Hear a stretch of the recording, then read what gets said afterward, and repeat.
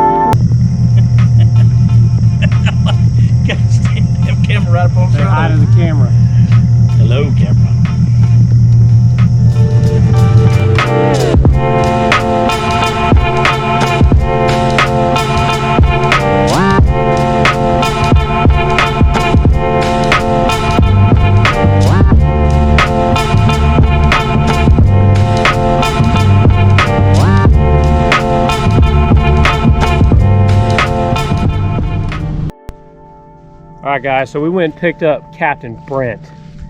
Now, we just gotta catch some fish.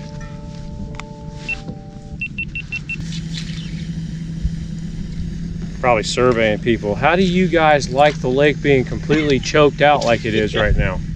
Yeah, that's exactly what they're surveying. Do you guys approve of the lake being nothing but solid hydrilla?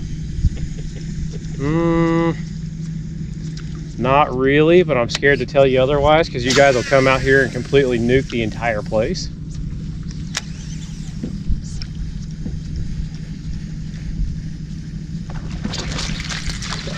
Freaking gar. Got him a gar. Come on, Fred. Live action on the Spookadook. Borrow your pliers. Man, I got a pair right next to my driver's seat, right in between my driver's seat and the center console. Big old long. Oh yeah, the blue looking. Two different styles in there. There's a D-hooker and then a pair of pliers. I'll try the D-hooker just so I can get it out of his mouth. Little Florida spotted gar. There we go. That worked great.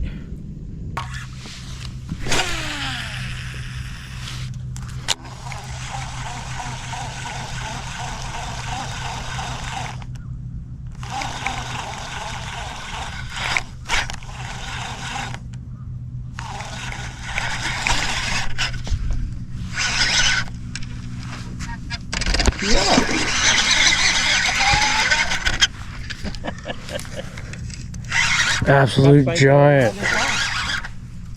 One I have a little smaller problem. I'm not saying that. Nice one. Well, look how he ate it though. I mean, freaking.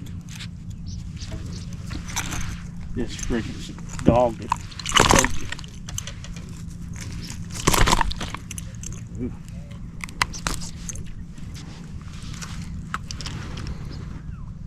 Nice, good job. Nice job.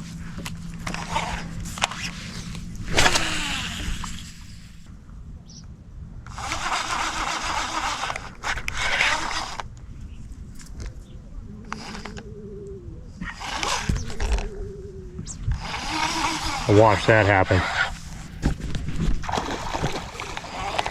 You see it happen? Yeah. Yeah.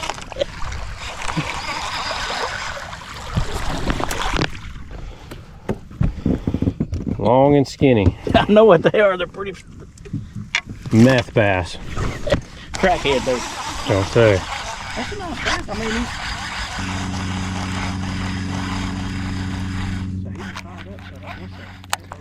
I don't know what they said. They got something out there by him, and they were letting him know about it. And I think they just told him to watch out for it or something like that. And man, he got pissed off about that. Started cussing them. Of course, they started laughing about it, and he started getting even more pissed off. yeah, I know. Sometimes laughing.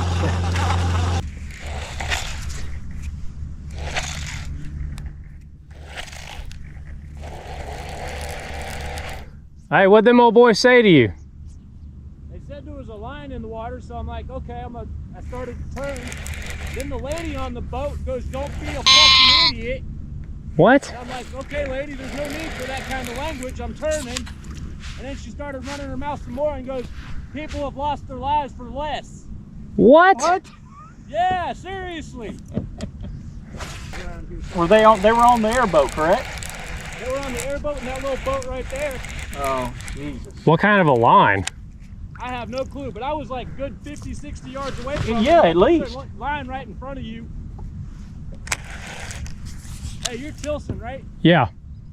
I like your videos, man. Oh, thanks. Trying to work it. So I'm trying to put together like a 3-part series right now, like the north end, the midsection, and the south end. That's what I started watching. Yeah, and that's what I'm filming. I'm gonna try to film that today. But I can tell you, there's not a lot of great places to fish on the south end. Now, this is about it from what I've found. This, South Steer Beach, and there's an area open over there by just west of Whaley's. Okay. But it's real shallow up there, and that water's real clear. It's not super productive.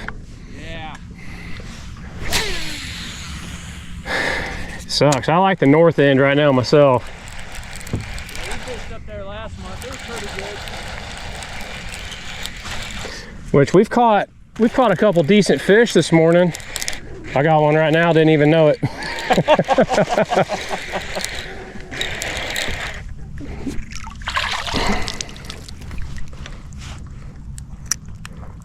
Another one for the jackhammer. It's kind of a pain, but I would say, yeah. just keep bouncing it off these clumps of grass, and I don't know.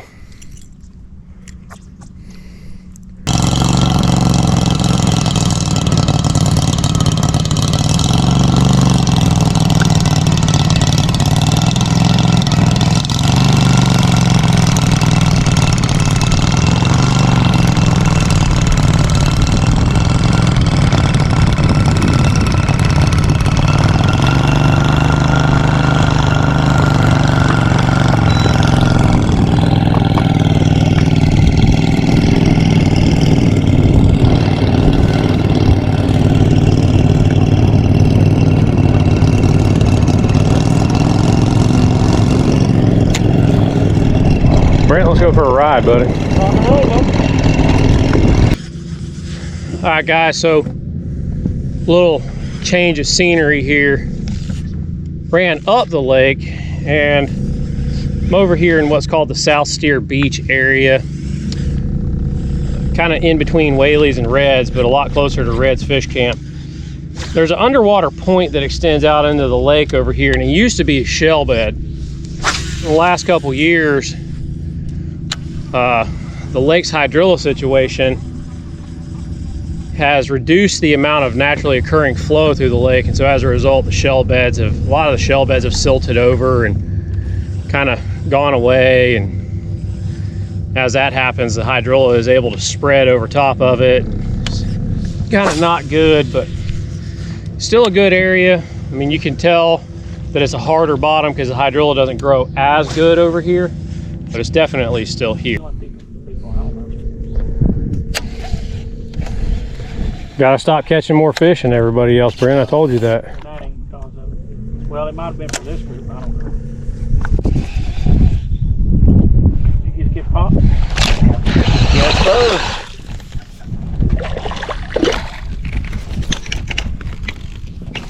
I thought I saw you go to To draw it out of there, and it was like real squishy, and I was like, man. Finally, guys, we got us another one. Flipping some outside Kissimmee grass over here by South Steer Beach area. Basically where I'm at. Red's fish camp's right over there. It's been slow.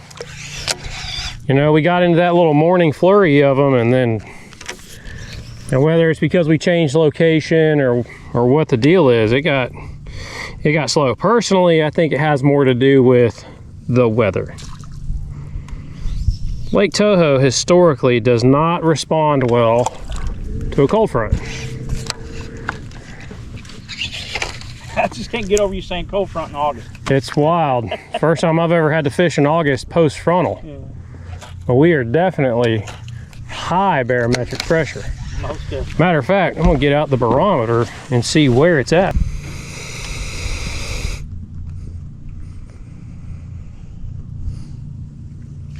Wow.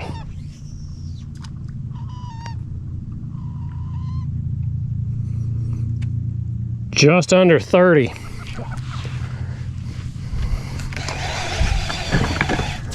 High barometric pressure. And Lake Toho usually doesn't mix, but that's why we're up here flipping. I think flipping's one of the better techniques you can do whenever it is high pressure. Any kind of heavy cover fishing. I agree. 100%.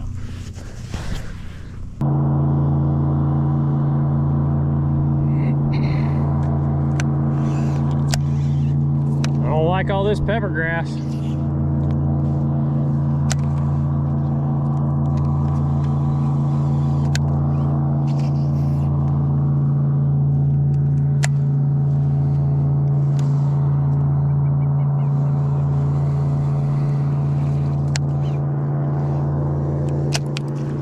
Brent, let's make a little change of scenery here.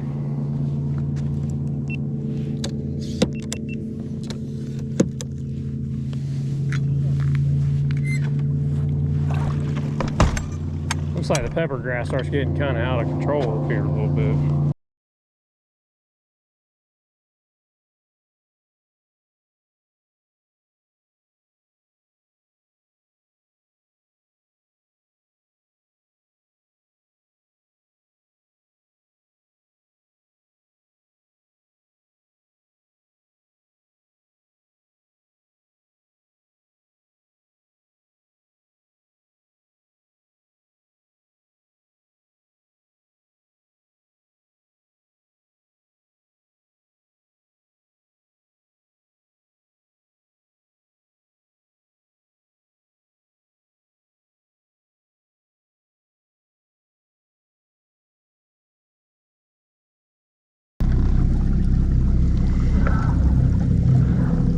All right, guys, so another change of scenery here. Pretty tough so far. The weather conditions aren't favorable for catching a lot of fish. Bluebird skies, high pressure. But the thing that's really challenging about the south end of the lake is there's just not a lot of places to fish. Brent and I just spent about 5 minutes riding in circles around the southern end of the lake, and there's very few places you can actually, you know, throw the trolling motor down and fish. Most of the lake is really socked in with hydrilla pretty bad. We're over here by Friars Cove now, and it's not great, but it's not terrible. It's actually fishable somewhat.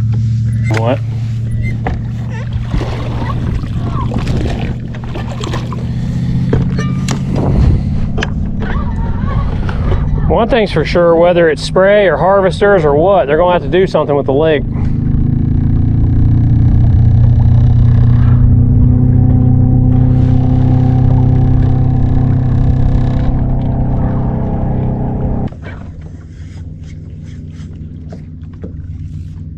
All right, guys, I'm gonna go ahead and wrap this up for the day because,